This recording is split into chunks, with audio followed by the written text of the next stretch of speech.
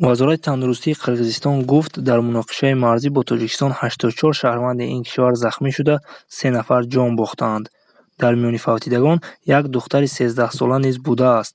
Ба иттилои мақомоти Қирғизистон, ин духтар дар ноҳияи Лайлак, ҳаммарз бо ноҳияи Бобоҷон Ғафурови Тоҷикистон маҷрӯҳ шуда, дар роҳ ба сӯи бемористон даргузаштааст.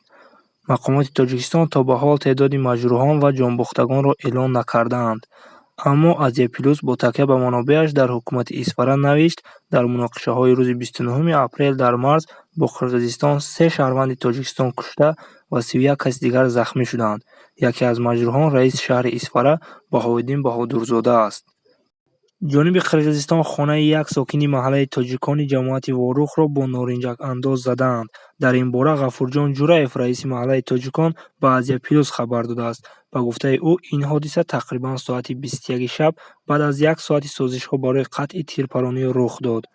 хушбахтона норинҷак ба ҳавлии ин хона задааст ва соҳиби хона дар ин дам дар хона набудаанд ва касе зарар надидааст.